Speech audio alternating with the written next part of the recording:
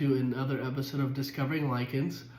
I'm solo tonight, and if you can't tell, I'm stuffy.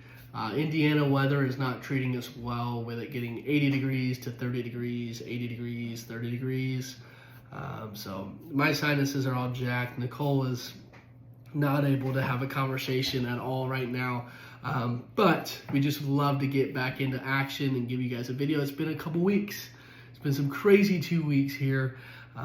But if you're new, our channel is just discovering what we're doing, giving advice to those jumping in or wanting to jump into full-time RV life. And if you're confused on why we're even doing this, jump back to video 1 up there, and man, you'll find some really cool things of what we're doing and what we're going to do and why we're doing it. So I encourage you to do that. But man, 2 weeks have passed since our last video. We've had a whole solar eclipse happen here in the state of Indiana and other states too, but we were at the point of totality, which is really cool to see here, and we won't see that for a long time unless we travel for it. We don't know. We might go. It was kind of cool to see. Maybe when the boys get a little older, we might go for it. But that weekend of the eclipse, we went to Brown County State Park here in Indiana, in Nashville, Indiana. I know it's not Nashville, Tennessee, but Nashville, Indiana. It's a pretty cool town, pretty cool. But we went and we were able to go camping with my in-laws, Nicole's mom, and stepdad, and it was awesome. They have a fifth wheel RV. It's a front living, so we were able to stack all of us, 4 of us, in the living room on the pull-out beds, and Miles enjoyed it. Judah enjoyed it. It was just a good time spent with family.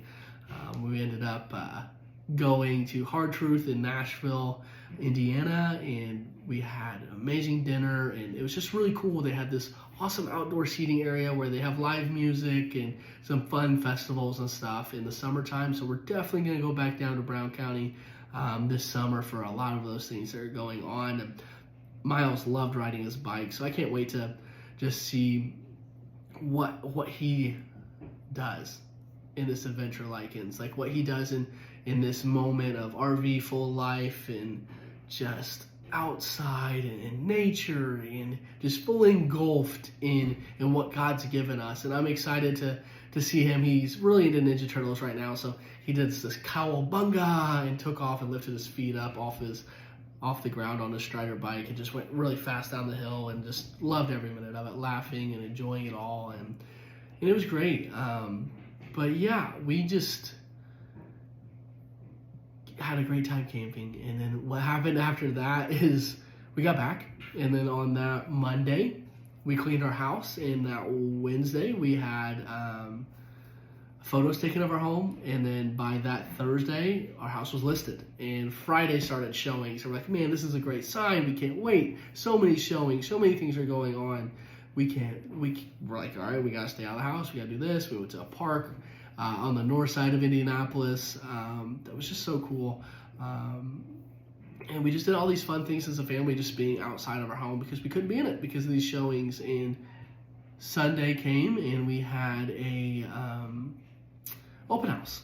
So Sunday morning, I woke up, went to work at the church, and Nicole woke up and then went to my grandparents' house. We had lunch there. We hung out with them, and then we went to another park. And then I went back to student ministries, and Nicole was able to come home.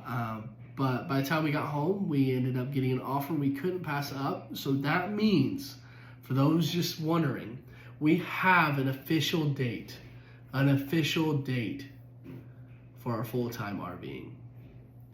And that is May 3rd. So in 2 weeks, we will be jumping into full-time RVing, and it's here. It's time. It's time to jump into this adventure that God's called us to do, and man, we can't wait. And the last video, we alluded to jumping into the buying process of Camping World. What did it feel like? What happened along the journey of doing it? Should you go to Camping World? What is our view and our personal experience? Because you can read reviews all you want, but doing it yourself and feeling it out is the best way to figure anything out, right? Is jumping in the process. Yeah, maybe if the reviews are 1 star, then you don't want to go back. There's no way you're going back, right? And we're just gonna give you some advice. You can take it, you can leave it, you can be like you're an idiot anyway because you're living in an RV with 2 kids. To each his own, right? It's up to you. It's up to you guys to figure that out on your own and figure out what is best for your life. And so what we decided was Camping World was great initially. We shouted out our sales guy in one of the videos that we posted. He was great, getting us into units that we wanted to see, but then also hearing our taste and like giving us what we wanted and giving us like, oh, hey, this would fit your family or this would fit your family. He was a typical sales guy, right? Like he's going to listen, he's going to have that eye, and then he's going to give you exactly what you think you need. And then as soon as we kind of signed our papers and got out of there, it turned crazy. So you have this walkthrough of the unit. You're able to see, okay, this in transit from the factory, this was wrong, that was wrong. Now that's not with your sales guys. Sales guys just kind of there hanging out. But as soon as we signed those papers, our sales guy was like, yep, we're done. Let's get them out of here. Let's work on the next. Totally acceptable, right? Like, I mean, it's acceptable in a way of that's your job. You're going to sell things and then you're done. And then there's another person that comes in and another person that comes in to finish the job. And what we saw was that our inspector, the guy that walked with us, was just like, okay, yeah, that's wrong. We need to make sure that's fixed. That's wrong. We need to make sure that's fixed. Okay, this right here is bad. The gutter was jacked up. It was too much caulk in there. We just need to remove the caulk and refinish that whole line up there on the gutter. Great, the guy saw what I was talking about. He's going to do it. The sales guy comes out to make sure that everything was going smooth because he was the one that has to sign off on everything to make sure everything's good to go. So he's just like looking, and we're being a little anal on things because we just need to. It's something we're going to be living in, so we need to make sure it's like pristine when we leave the lot. And what happened was, yeah, we'll fix that. We'll fix the magnet from the pantry that was a little loose. We'll fix the oven. It was off to the right a little bit, so they were going to redo all of that. But yeah, just fixing everything that was messed up in transit. It's not like it was a bad unit or built wrong. It's just things happen. It's on wheels.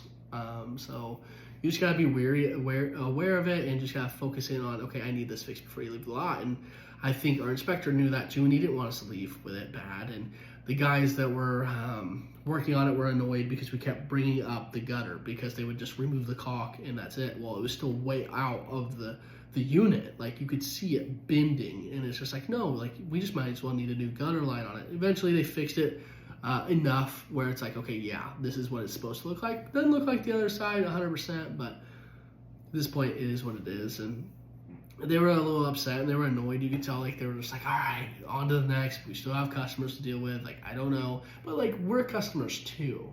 Like, we want to buy stuff from you guys at Camping World because you are the monopoly of things. You have the whole entire shop. Right there, you walk in, you grab what you need, you get out. It's easy, simple. You don't have to wait on Amazon packages. So, like, Amazon, yeah, it's 2 days, maybe some same-day stuff, but you want to see it on hand. Is it going to fit the unit? Is it going to fit our rig enough to where we can use it? Instead of Amazon, oh, no, I have to return this, or I don't like it, I got to return it. So, we ended up doing a little bit of shopping there, but we ended up going to Amazon because prices were a little cheaper. We were able to get the same things at Camping World, but not using Camping World, just because we were just, I'm kind of over it. Bad taste in your mouth, and you're just gonna go the other direction. Totally okay. And Nicole said she would probably rate it about a 7, which makes sense. A lot of things are great. I was going to give it a 6.5. I might bump it up to a 7, depending on the day you talk to me. But the amazing thing about it was the front half. Like, you hear me, you see what I need, and you're going to help me find what I need. As soon as we signed it, it's just when it went downhill. And it stinks that it happens that way, but if you read mostly Google reviews, that's kind of what happens, okay? The people there, the technicians were just, whatever, we need to get onto the other issues that we're getting paid for instead of this is a unit that's already been on and sold, so we don't need to do it. So yeah, there's just some things that way. So I give it a 7. Camping World's great. Maybe you can find a family-owned place, but Camping World is kind of becoming a monopoly, and they give you the best prices. Now, I don't know. I didn't do enough research to buy straight from like a Forest River or Brinkley or things of that nature. I don't know if they can give you a massive discount just because it's coming straight from the factory and where it's built. So I don't know. I know they advertise MSRP and they come down a little bit, but I don't think it's as much as what they would give us here at Camping World. So not a diss on our sales guy. He was still really good at the sales part. It's just he lost that we were still human and still needed a good unit as soon as we signed it. So it's fine. Everything was good. We have it. We're excited. May 3rd is coming around the corner. But what does it look like before May 3rd? Well, I'm going to Atlanta to Orange Conference for 3 days. I'm back on Friday afternoon, and when we get back Friday, I'm going to help set up. We're having a garage sale Saturday because we have to get rid of most of our stuff. We have to ship it out to whoever wants it. So if you're in the Indianapolis area, come check out our garage sale Saturday. We just need to get most of our stuff because it comes fully furnished, right? We don't need a couch. We don't need a kitchen table because it comes with stuff like that. We don't need a bed. There's a bed already on it. So like there's just things that we need to get rid of that we won't use anymore. Boys' toys that they just don't play with anymore. We're going to try to sell them. If not, we're going to donate them somewhere that needs things like that.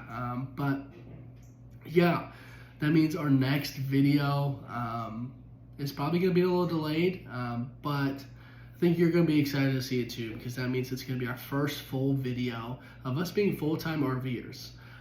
It's going to be somewhere out west from where we live now, west of Indianapolis. Misty Morning Campground is going to be our first stop.